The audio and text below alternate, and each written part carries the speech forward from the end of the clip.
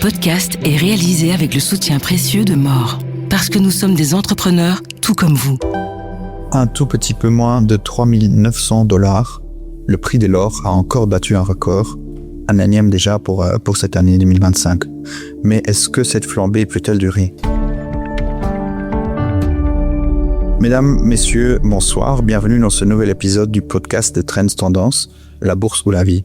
Mon nom est Paul Charlie et je suis journaliste et coordinateur de la rubrique Bourse pour Trends Tendance. Pour cet épisode, ce soir, nous avons le plaisir d'accueillir Guillaume Muchen. Guillaume, vous êtes le directeur de gestion auprès de la Banque Transatlantique Belgium. Bienvenue. Merci. Donc ce soir, oui, nous allons parler donc de l'or et de son rallye spectaculaire. Et la question qu'on va se poser un peu, c'est si ce dernier peut encore continuer sur sa lancée. Mais pour commencer, on va peut-être rapidement un peu revenir sur les raisons de ce rallye, qui est déjà on le rappelle, plus de 40% sur l'année 2025. Et même si on revient jusqu'à octobre 2022, cette hausse du cours dépasse désormais les 130%. Alors, je pense que sur l'or, il se passe réellement quelque chose. Il y a vraiment une transformation de l'environnement, parce que d'un point de vue plus historique, on avait tendance à regarder, en tout cas nous c'est ce qu'on regardait, le comportement de l'or et de constater qu'en fait il était fortement lié au taux réel. Donc les taux d'intérêt réels, et notamment aux États-Unis, et de voir un petit peu comment les taux réels évoluaient. Et quand les taux réels ont tendance à baisser, on constate une progression de l'or, tout simplement parce que l'or, il n'y a pas de dividende, il n'y a pas de rémunération, et que donc les investisseurs font un arbitrage entre taux d'intérêt, taux réel, versus l'or. Donc les taux sont plus bas, il y a une recherche d'investissement ailleurs. Ça, la corrélation était très très forte pendant des années, et c'est clair que depuis à peu près un an et demi, il y a des éléments supplémentaires qui viennent jouer et qui font qu'il y a une décorrélation, et qu'il n'y a plus forcément un lien entre ces deux éléments-là. Donc si l'or remonte, c'est pas simplement lié à une évolution du taux réel, qui a eu tendance à baisser ces derniers temps, mais également par rapport à des éléments qui sont plus internationaux. Donc tout le monde parle du géopolitique, et c'est clair que le géopolitique participe à ce sentiment positif, et avec le stress, il y a un appétit pour ce type d'actifs considéré comme relativement résilient. Et puis évidemment, l'élément supplémentaire, et Trump y participe, c'est la question de la dédollarisation. Donc un désintérêt pour le dollar, et qui fait que les investisseurs recherchent un autre investissement que simplement les trésoreries, donc le positionnement vraiment sur le marché américain, et que donc à la fois les particuliers et aussi les banques centrales ont tendance à investir dans l'or, et donc ont des réserves. Les banques centrales ont des réserves en or qui ont explosé. Et donc ça milite pour une progression vraiment du cours de l'or. Ok, merci pour ce rappel un peu du parcours de l'or et des raisons qui font que ce rallye est si important.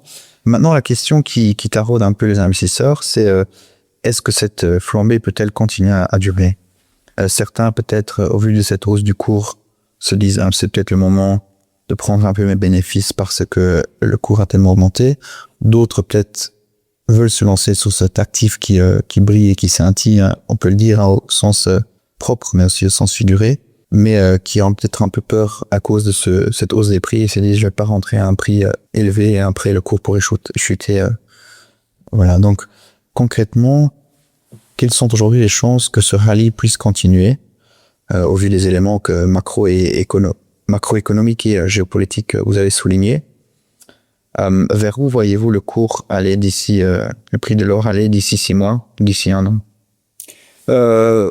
Vu le contexte macroéconomique et les incertitudes qui perdurent, et puis évidemment toujours cette interrogation sur la politique de Trump et le comportement du dollar, on pense qu'il peut y avoir encore du potentiel de progression de l'or à ces niveaux-là. Vous l'avez dit, on est un peu en dessous des 4000, donc je pense qu'on peut, et graphiquement même, si on fait de l'analyse technique, il y a un potentiel de 4000 qui est plus que probable, et c'est clair que s'il y a des dédollarisations, il peut y avoir justement ces arbitrages-là qui se font en faveur de l'or, et donc des gens qui ont moins d'intérêt pour les trésoreries américaines, et qui vont réallouer vers l'or. Donc ça pourrait effectivement, si c'est fait de manière même relativement modeste, à porter l'or jusqu'à 5000. Donc ça c'est vraiment plausible. Maintenant, il faut être conscient que l'or, nous, dans une allocation, c'est pas des mouvements qu'on fait de manière tactique. C'est-à-dire qu'on considère qu'on doit avoir une allocation avec 3 à 5% grand maximum, d'accord, d'or. Et donc on va pas faire des mouvements tactiques sur l'or parce que l'idée c'est quand même d'essayer d'avoir quelque chose qui est décorrélé au portefeuille et donc ça va être quelque chose de plus structurel. Ok. Donc 5000, c'est un chiffre que vous pensez c'est alors le 4000, on n'est pas loin, 3-4% aujourd'hui, donc ça semble plausible. On voit bien qu'il y a de l'incertitude actuelle, on ne sait pas trop comment les choses évoluent. Il y a le shutdown américain, il y a pas mal encore de questions sur les droits de douane. On sait bien que l'économie, il y a quand même pas mal d'interrogations sur ce qui est en train de se passer. Donc l'or apparaît quand même toujours comme une solution, mais de l'utiliser de manière spéculative, nous c'est pas ce qu'on fait dans le portefeuille, c'est plutôt structurellement pour avoir quelque chose qui est décorrélé du reste du portefeuille. D'accord. Ok. Et mais de l'autre côté, est-ce que il y a aussi des risques de correction ou même de chute encore plus importante? Qu'est-ce qui, par exemple, devrait ou pourrait arriver sur le plan géopolitique ou macroéconomique? Est-ce qu'il y a un événement en particulier, par exemple, on peut dire ça pourrait potentiellement arriver et que cet événement pourrait complètement freiner le rallye de l'or ou même faire chuter vers un niveau plus bas? Alors je vous dis, nous on ne fait pas vraiment des paris sur l'évolution de l'or parce qu'on considère que c'est un actif décorrélé, ça c'est quand même le point important, mais on ne va pas faire des paris. Si on regarde vraiment les éléments vraiment économiques ou financiers, c'est peut-être se concentrer justement sur cette question de dédollarisation.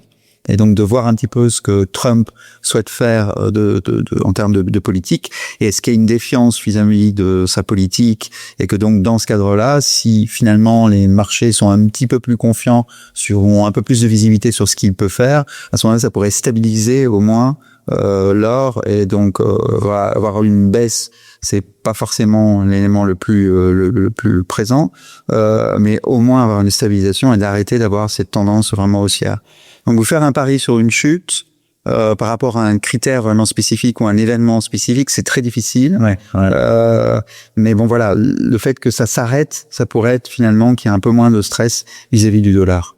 Ok. Mais effectivement, oui, le mandat de Trump ne vient que de commencer, enfin quelques mois, donc il y a toujours beaucoup d'incertitudes, mais donc je résume un peu ce que vous dites. Donc si l'incertitude s'élève un peu, donc cela pourrait donc ralentir le cours la hausse du cours de l'or, c'est ça? On le voit bien, hein. Donc nous on a souvent des clients qui viennent nous voir en disant moi j'achète de l'or simplement parce que ça reflète mon incertitude géopolitique. Il y a plus que ça, c'est vrai, ça participe quand même à l'évolution de l'or. Et donc si ça recule un petit peu sur ces incertitudes-là, à la fois géopolitiques et politiques du côté de Trump, ça peut effectivement un petit peu avoir un effet sur l'or, ou un peu moins d'appétit en tout cas pour cet actif-là. Ok. Voilà. Donc on pourrait dire que l'or a encore un avenir un peu brillant, hein, sans jeu de mots bien sûr devant lui. Voilà, Guillaume, merci beaucoup pour vos réponses et votre temps. Je profite pour placer un petit mot de fin pour ce podcast. Nous lançons sur le site de Trends Tendance, vous aurez toutes les informations, mais nous lançons une nouvelle édition de notre concours, le Trends Invest Challenge, qui commence le 6 octobre, mais il est déjà possible aujourd'hui de s'inscrire.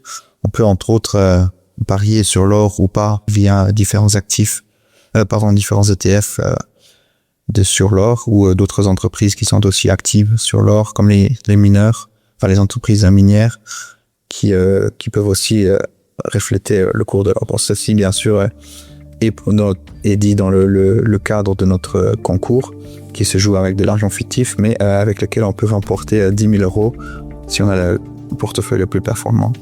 Merci beaucoup et merci à tous pour votre écoute et à bientôt. Examinez la fiscalité de votre entreprise régulièrement. Mettez tout en place fiscalement pour assurer à votre entreprise tous les moyens disponibles pour se développer et grandir.